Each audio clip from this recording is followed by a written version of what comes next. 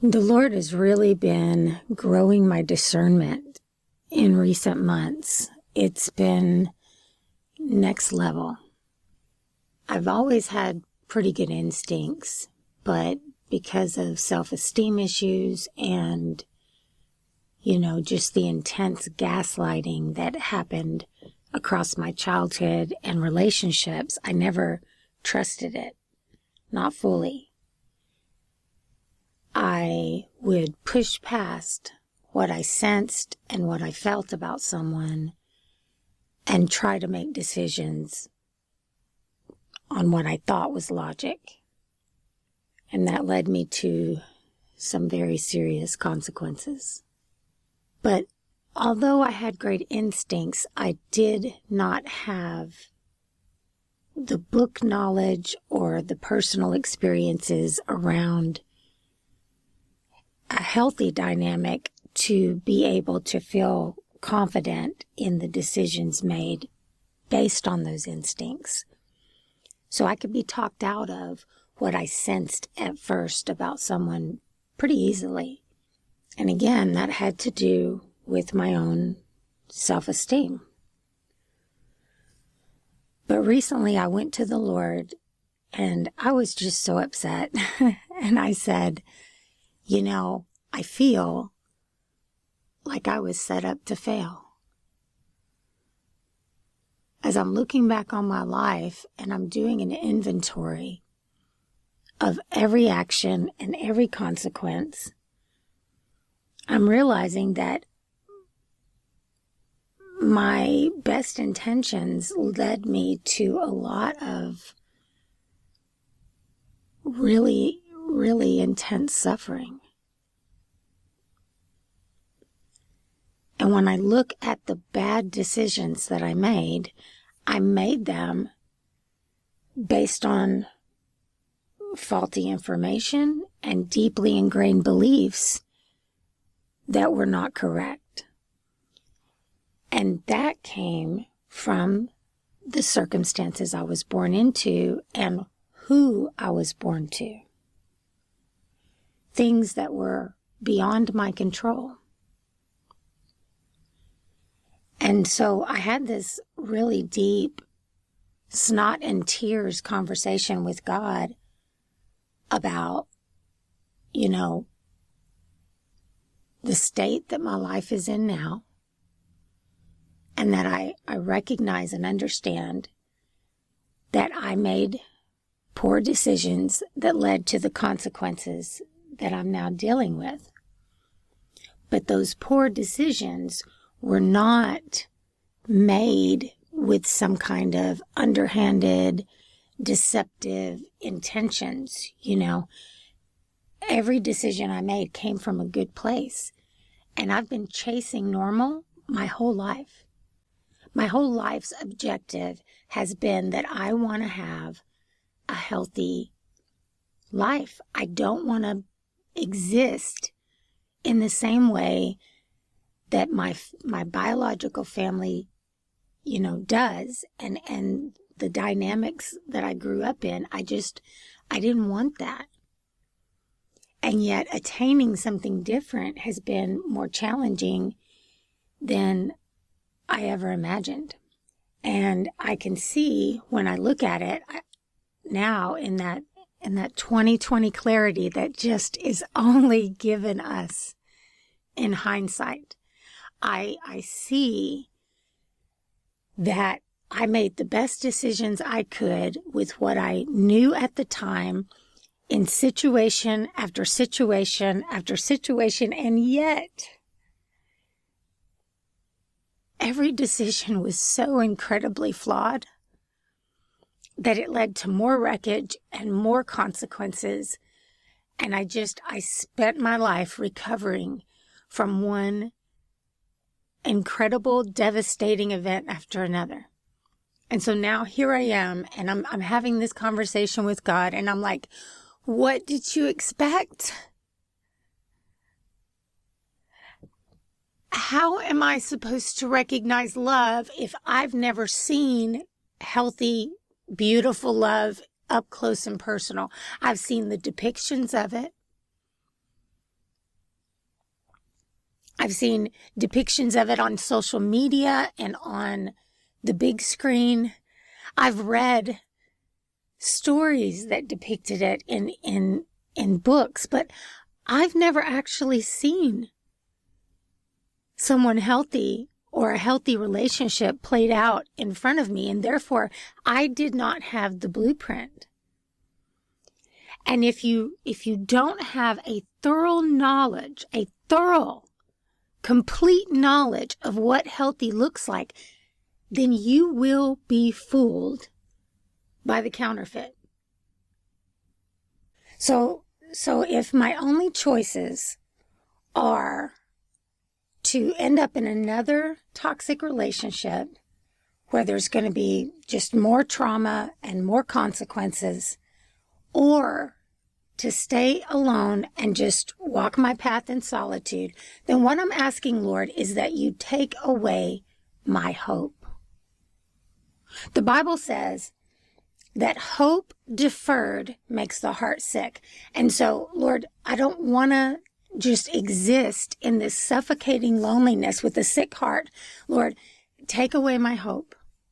If there's no way for me to get close enough to healthy people and to have a healthy relationship where I can learn what that looks like, and my only future is just this never-ending cycle, this never-ending repeat of one toxic situation after another, then just take my hope from me. Give me peace in my solitude.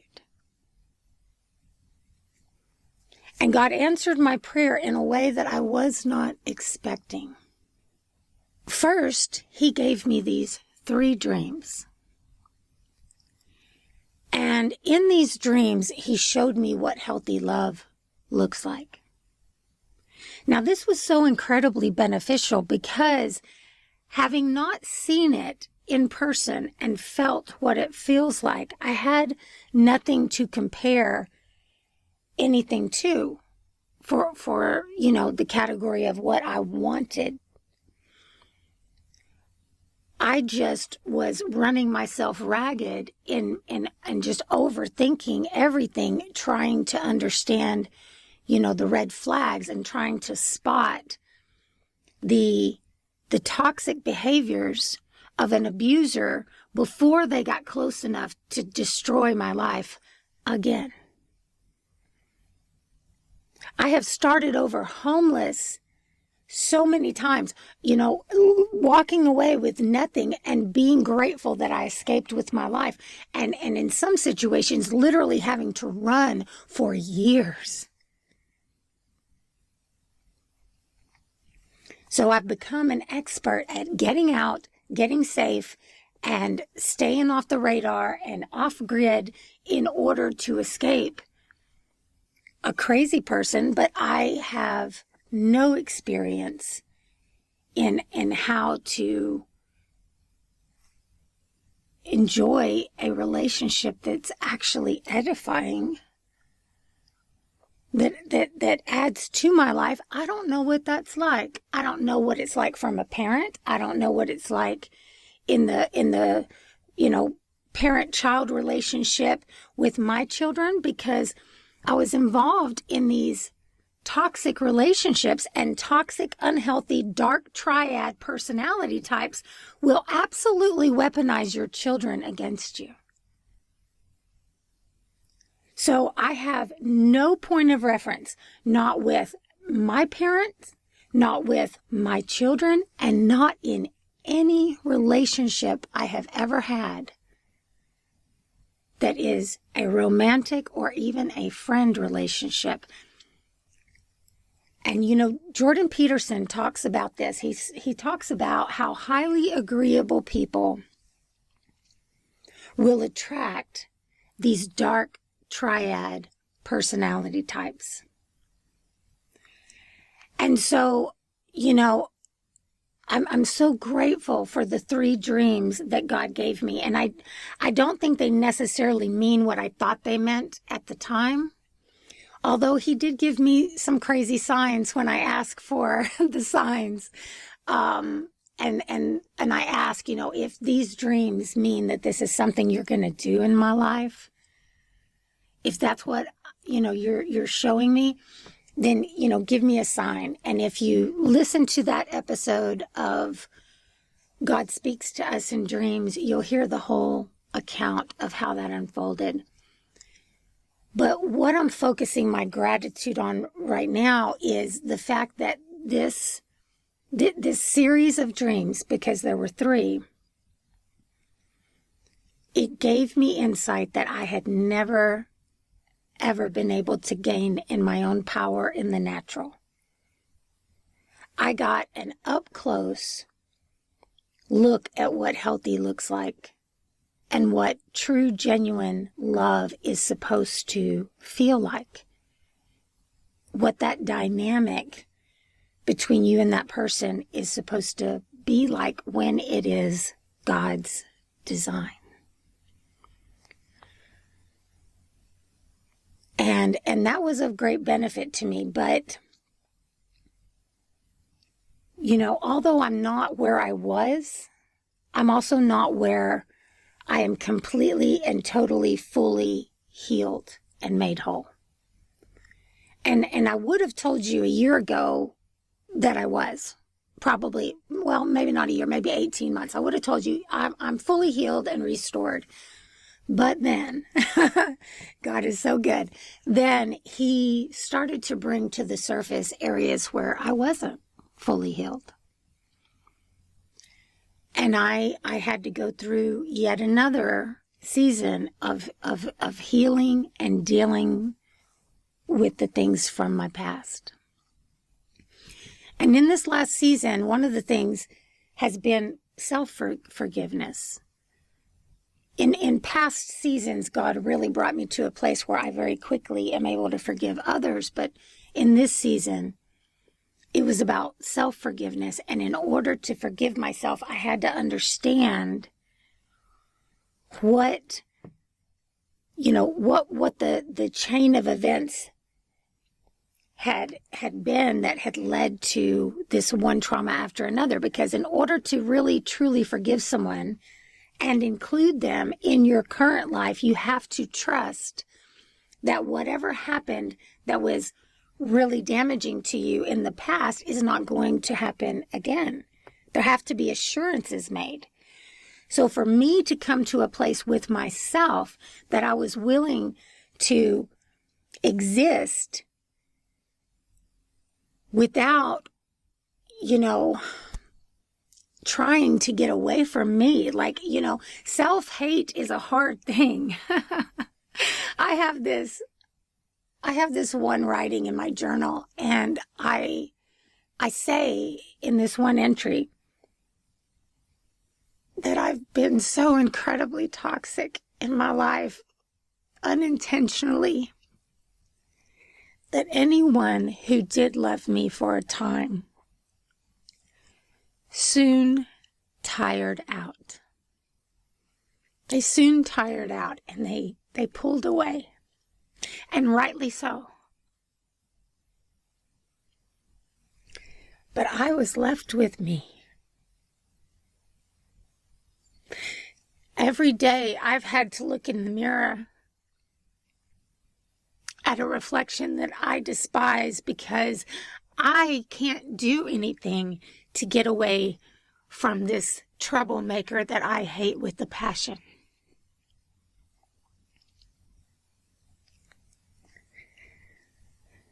I'm stuck with me.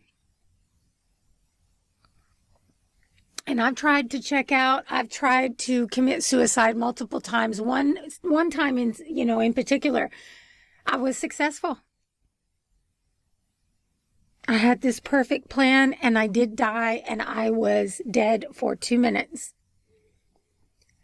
And they brought me back, and they had me on machines for 3 days, and then I woke up madder than a wet hen. And they put me in the psychiatric hospital, and I ranted and argued and just vented to God for like 2 weeks. I didn't care who heard. I was livid. And I was like, you're not going to fix my life, and yet I don't get to die. What happened to free will? I thought I had free will. I thought I could decide that no matter what happens after this, I get to decide that I'm done.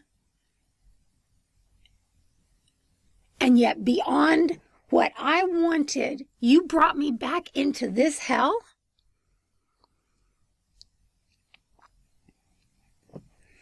And when I got out of the hospital at that time, God started to work on me about addressing me, where I was the problem.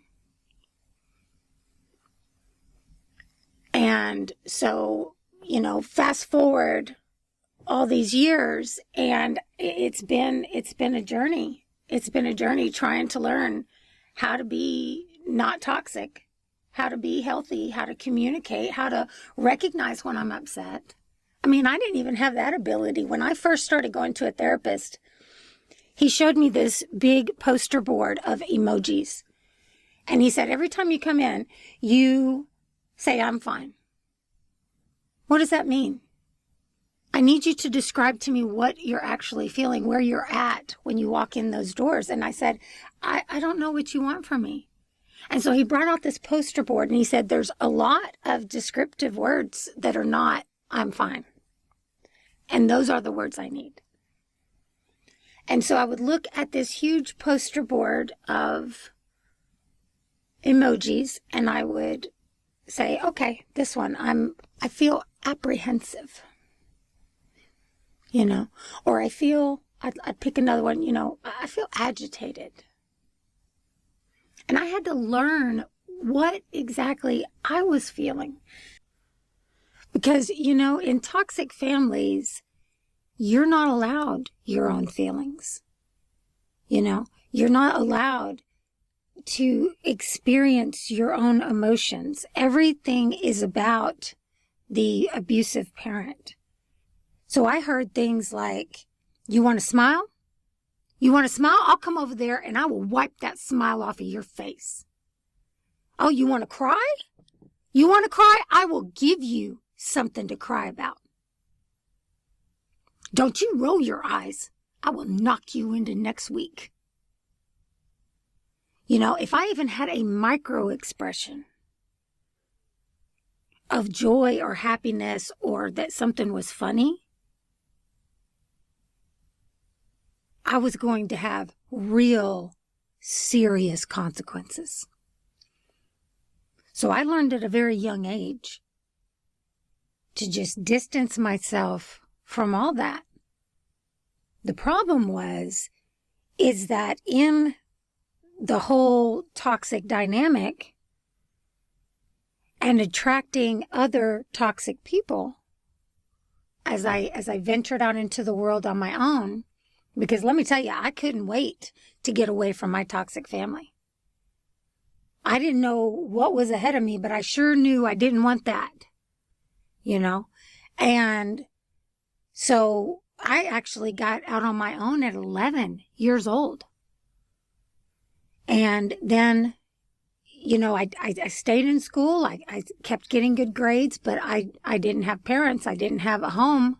I just floated from place to place and, stayed here and there. And then I did stay with my grandmother for 9 months between the ages of 13 and 14, and then I was right back out there. But with the toxic family dynamic and then also the toxic people I was that I was attracting and that also would stick around, I would get pushed past my limits. And so I would just, I'm fine until I wasn't. And there would be an outburst. I'd be completely blacked out and I'd lose it. And then I'd wake up to the consequences. I'd come back into awareness with the consequences of whatever had unfolded in those moments where I lost touch. And it's been such a journey. It's been such an incredible journey filled with detours and setbacks and new traumas. But, fast forward to this conversation with God when I'm, I guess, in some kind of midlife crisis, and I'm looking back and I'm taking an inventory, and I'm like, look, I see how even after I was getting much, much healthier and could have potentially had, I think, a good relationship. Instead, I wasn't allowed that. And I get it. I get it. Healthy people can recognize when you're not. And it's biblical for them to pull away and protect their heart. That's what the scripture tells us. We should minister to everyone that wants to know about the gospel or what it's like to be in an actual relationship with the Lord. But we only are supposed to let people in our inner circle that can be trusted, that are what they say in psychology is a safe person. I don't know what that's like to have a safe person in my life that wants to stick around. And so I was saying to the Lord, if I am going to walk a path of solitude, and now I'm in a place where I do know what healthy and beautiful love is supposed to look like, and yet I still can't find that. And my only choices are to settle for a toxic relationship or stay on this path of solitude. I want you to take that hope from me, take that sick heart, and let me at least live my life in solitude, but also in peace. I'm tired of crying. I'm tired of just feeling so broken when I see at a distance a couple that looks like they're happy. I'm tired of, just feeling so much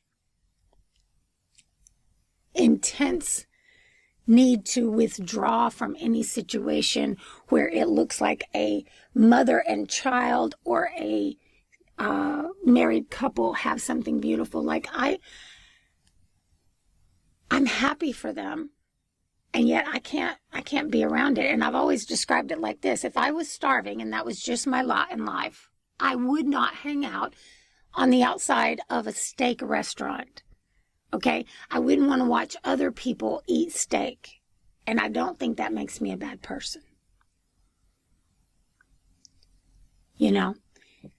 And so I'm having this conversation with God. It's not in tears. And I'm like, I need to have the discernment to recognize red flags and to trust my own instincts. I need to be able to forgive myself. And in order to do that, I have to have assurances that I'm not going to kick myself in the face again, right? I've got to have assurances that I'm a safe person because I can't get away from me, And so I'm having this whole conversation with God, and in recent months, He has given me a supernatural discernment that I can't even describe to you. I mean, it's incredible. I'm suddenly locking on to these very subtle nuances of a toxic person or even an abuser. Because let me tell you something. Abusers come in all shapes and sizes, all economic, backgrounds, all cultures. It is incredible that we have psychopaths and extreme, malignant, narcissist, sadistic people that are in every facet of life. I've never been one to date the guy that looks dangerous, right? Some girls are attracted to that. The biker guy, he's got tattoos and he's, he looks like he could rip somebody in half to protect you, I've never been attracted to that because I actually grew up with my mother having a relationship with a man that looked very dangerous. Never saw him be dangerous to anybody but my mother and me, but I knew I didn't want that. So I would date the guy that looked like he had, his life together and, didn't look scary. And oddly enough, my choices in men got more and more harmless looking on the outside over the years. And what I found out is that very feminine, very soft-spoken, very polite men, in my opinion, are the most dangerous. And in recent months, the Lord has kicked up my discernment in such a way that I can now lock on to these subtle nuances. And I even, it's like when I see it, then the Lord brings to my mind some book or study that I've read, and He reveals to me what exactly I'm seeing. It's incredible, and it is not in the natural. This is something supernatural gifted to me by God, and it is different than anything. Like I said before, I've had those instincts, couldn't trust them. You wouldn't trust someone that had done the kind of things to you that I've done to myself. And I had such conditioning by these dark triad personality types not to trust me, that I was the problem. And so again, I would talk myself out of it. So in recent months, God's really revealed to me what toxic looks like in its most subtle beginning forms. And this is the stuff that's not even in the books. Like I was reading the books and watching out for the red flags that are, mentioned in these priceless self-help books. But God has taken it just next level. And I'm so grateful for that. I was talking with a friend today, and I made mention of a movie I saw. And the thing about not being able to identify your emotions and not being able to recognize when you are building up to a breakdown is that I had these blackouts, and I never knew when they were going to happen. I just woke up to the consequences. And I won't say I didn't know ever, okay, because I would know, but just moments before, and I couldn't stop it. And this is how I would know. There's a movie called Natural Born Killers. And in this movie, this couple, they fall in love. They're both toxic. They both have lots of trauma, and they are just intensely in love. But sometimes a switch will be flipped in their brains, and suddenly it's on. And it gets ugly. And I don't know who all the creators were on this show, but I'll guarantee you this. There was at least one creator on this show, on this movie, that had the kind of trauma and trauma responses and consequences that I had. Because this movie so clearly, and I'm not recommending it, it is a very graphic movie. I'm not recommending it to anyone. I'm just saying that there is a point in this movie that absolutely, let me rephrase that. I would not recommend this movie to someone if you're highly sensitive.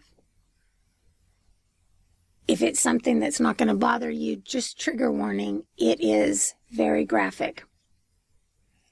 But it's brilliantly done.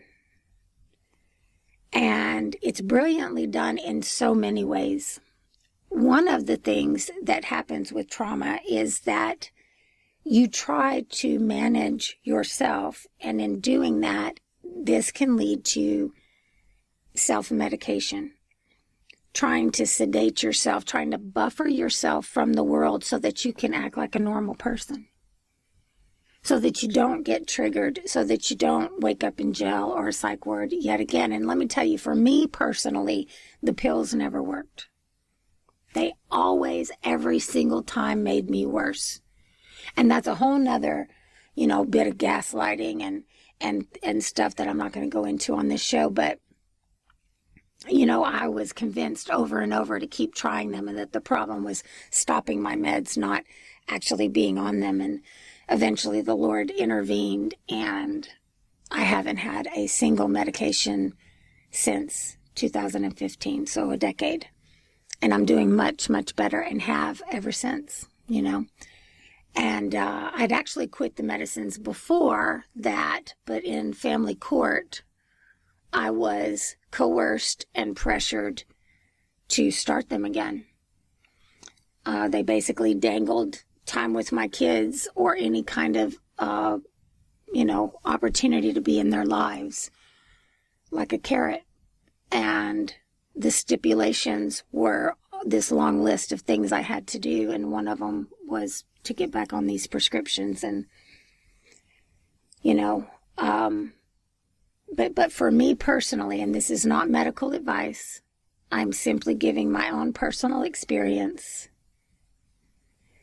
But for me, for my chemistry, for what I've got going on, they were not a help.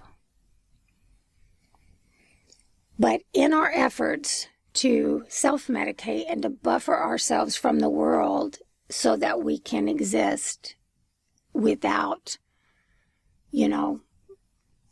having outbursts and these kinds of things, we can walk through life not seeing clearly because of the way that we're medicating.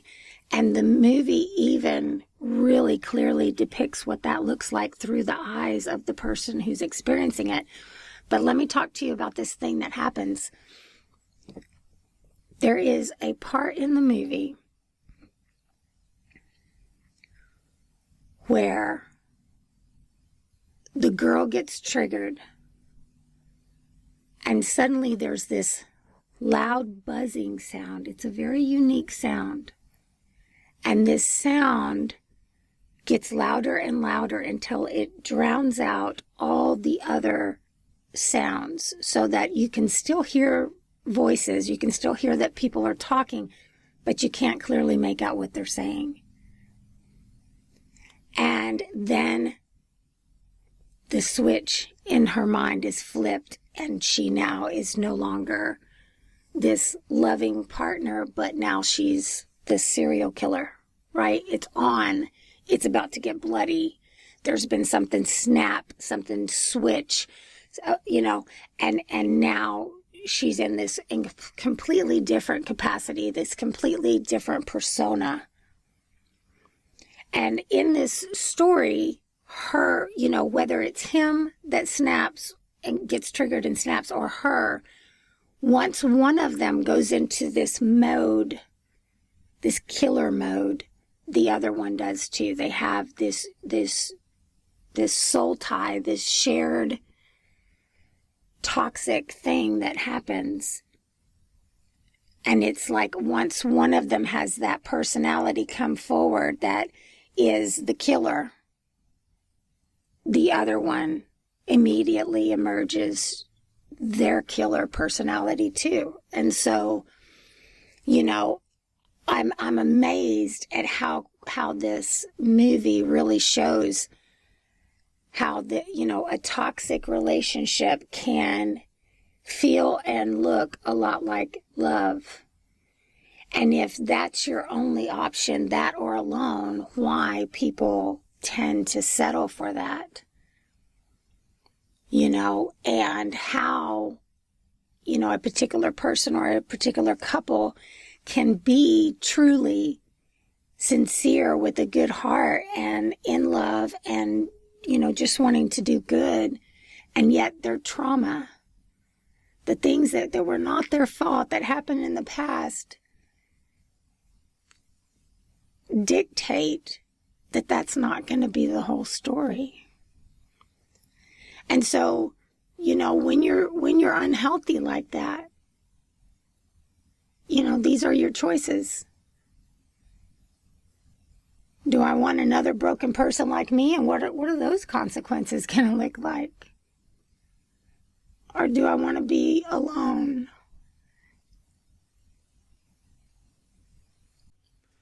But what that movie depicts is exactly what would happen to me sometimes. Sometimes I would get a warning, but that's all it was.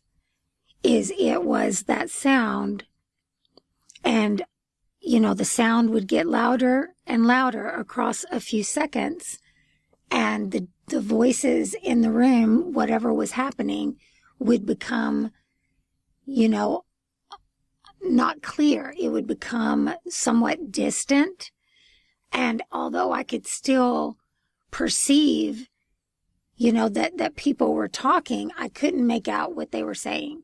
It was drowned out by this sound.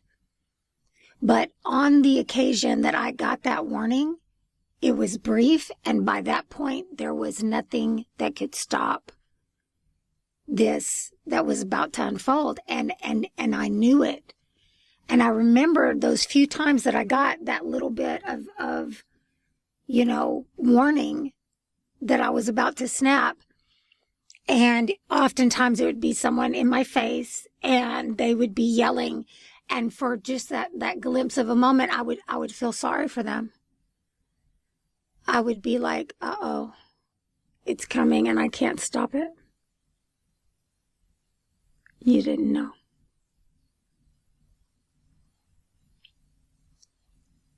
And then, of course, I'd come back into awareness when, there's all this wreckage. And what the wreckage, was exactly might be that I lost that relationship, or, it may be that, okay, now I'm in jail. I don't even know what the charges are. I'm strapped to a gurney with the Hannibal Lecter mask on. And apparently I was exceptionally ruthless to these officers because, man, they really don't like me. One particular time, they put me in a cell and turned the air way down low, and I literally suffered hypothermia. So it's like the consequences aren't just legal or relational.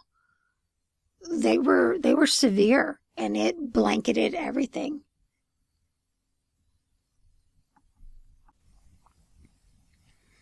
And so at this stage in my life, I don't know what God's got in store. But I do think he's up to something, because he's intervened and he showed me what love is supposed to look like. Because I sure didn't get the blueprint from my childhood. And now he's showing me these really subtle nuances that are predictors of someone getting really toxic. And they are such little things, and I will be talking about them and sharing those things with you over the coming weeks and months. In fact, I'm writing it all in a book. I want to help people understand what it looks like through the mind of an abused person out there doing what we all do. Just, trying to survive. And if you can survive, trying to get your needs met. And in the effort that we make to get those needs met, sometimes we trample other people. And,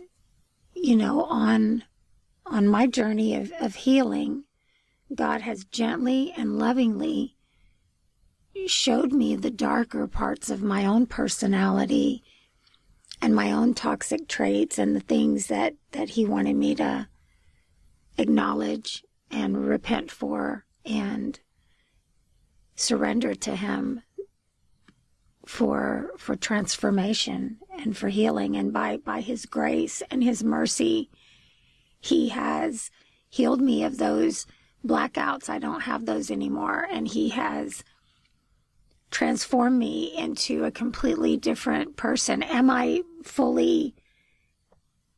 completely healed? No. Right now, what he's got me working on is my attachment style. And I have the worst attachment style that a person could have and that a potential partner could have to deal with. And it's called disorganized. It is anxious avoidant. And so that's what he's working on, with me now. So by his grace, by his mercy, by his goodness, I don't wake up in jail or the hospital anymore. But, and I just stay away from people that if they won't give me a break, like if you say to someone, I need a break. I need a minute. I care about your feelings. I care about what you're trying to express to me, and you are welcome to bring grievances to me. I want to work through this, but I need a break. I can't hear this right now. I'm not okay. And a safe person says, oh, okay. And they take a time out. They recognize that you need a moment. But a toxic person won't. That's an opportunity, because what they want is that reaction. What they want is to see you at your worst, because, man, that's ammo, right? That's something they can use either in a smear campaign or, to break you down and make you hate yourself so that you stay for whatever they're trying to do to you. Because, there is a grooming, there is a conditioning that happens, when an abuser is, see, and I want to make this clear. So an abuser is going to condition you to serve their needs, to be their ideal victim. But a healthy person is going to want to negotiate and work through conflicts in order to learn to love you properly, and for there to be a healthy, solution, a healthy resolve that leads to you to being closer. And there, again, there's the difference. And I haven't had the healthy relationship, so far, this is, my understanding of what healthy looks like comes from, Jesus as an example, how he loved, and the 3 dreams that God gave me, what love looked like in those dreams. And again, you can listen to that full episode. It's called God Speaks to Us in Dreams. And also, these books, these amazing, priceless books that showed me so much about the difference between toxic and healthy.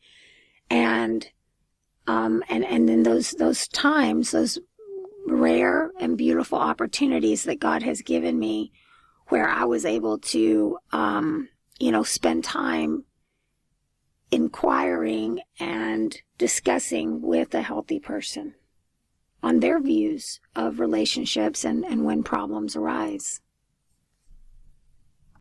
Because, again, I did experience it in the dreams, and I've read about it, and I've discussed this kind of thing with healthy people that I paid for their time. They're not a part of my inner circle, but they've given me the opportunity to understand some things, and a healthy person gives you that time, because they don't want something over you. They don't want to see you hurting or acting in a way that's out of character. They're working towards solutions and resolve, and healthy people, they learn to love each other properly. So, what I'm understanding is that we're always going to have stuff, right? And God changed my perception on this too, through the Bible. I was telling him, I can't step into this calling because I'm still messed up. And what he showed me is he took me back through the story of Joseph, and where Joseph is put into position. He's second in command of the nation, and he is, faced with his brothers who have harmed him and betrayed him. And Joseph cries so loud. There's so much pain still there that he cries so loud that the palace hears him. The rest of the palace hears his cries. And so, one of the things God has shown me is, there's some pain you're just going to carry. And a pastor talked to me about this also, and he said that, there's different kinds of trauma, different layers, and of course in different severity. And some trauma is like you're walking down the street and there's a street sign and you get a little too close to the street sign and there's a little piece of metal that is sticking out, and it catches your arm and it rips a big gash in your arm. And it hurts, and you go and you get stitches, and there's always a scar. And if you touch it, it's still tender even years later.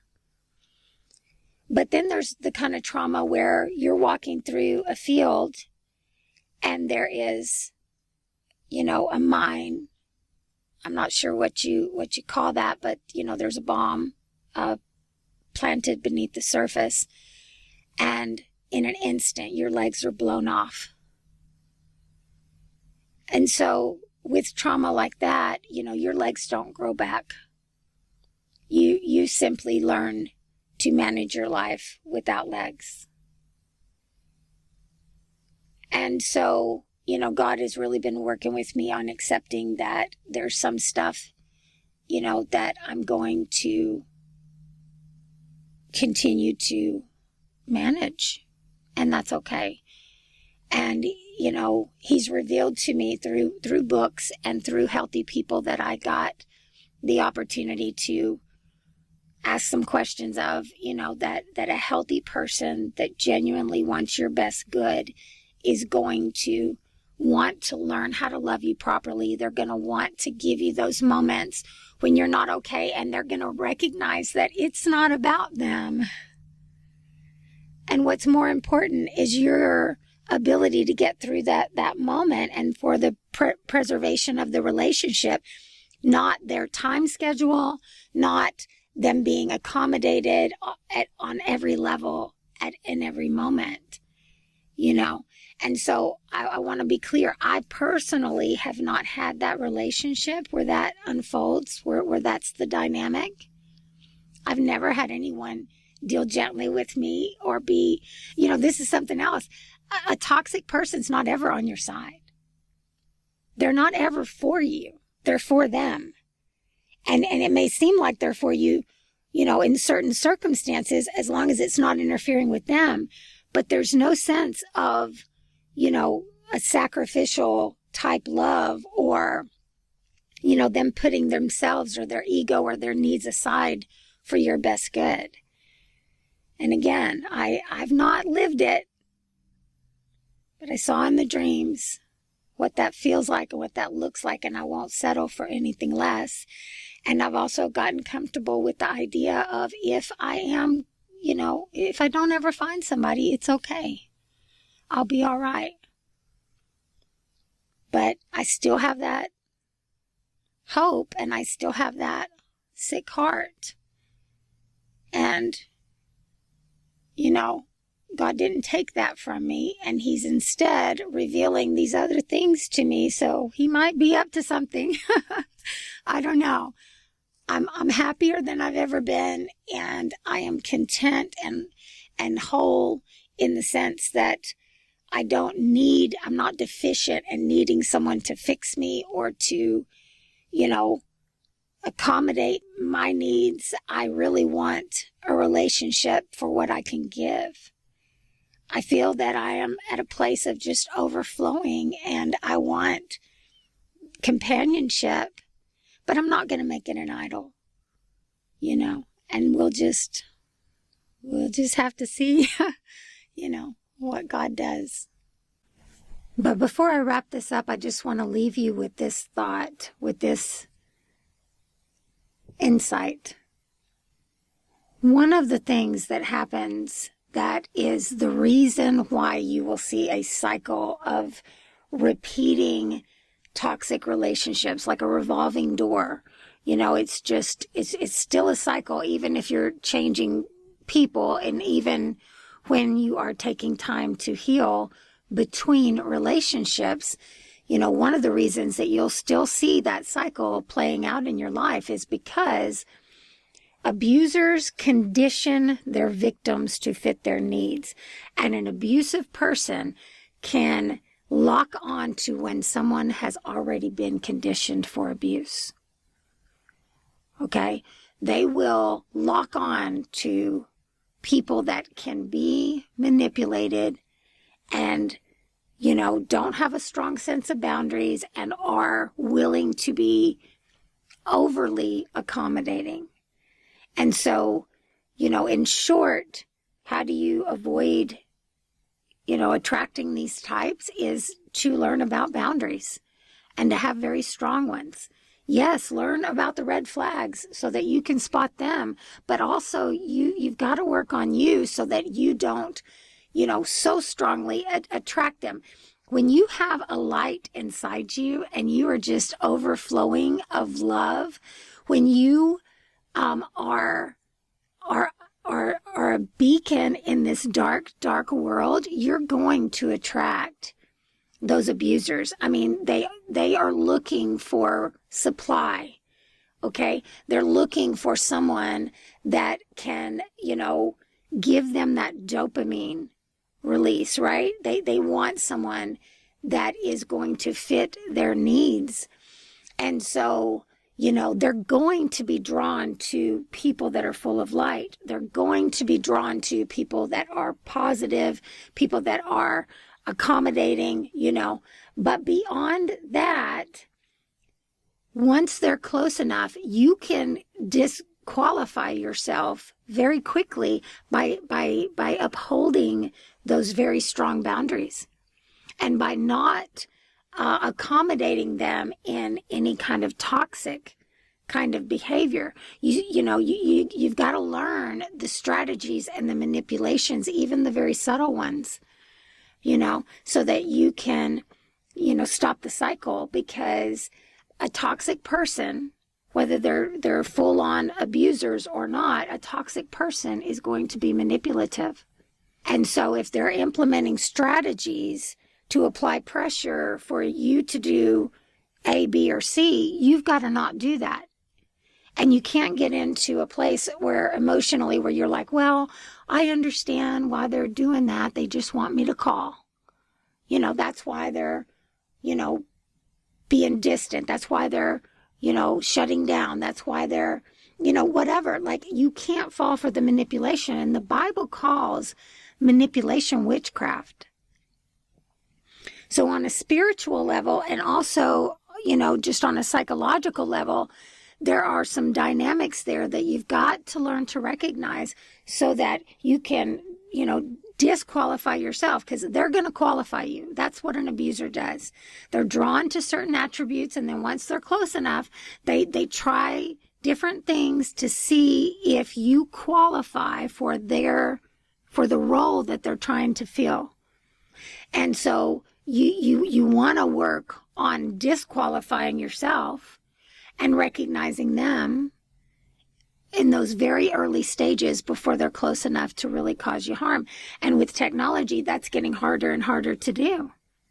But yeah, we're going to be talking about that and about what I've learned through these hard lessons over the coming weeks and months, or you can wait for the book.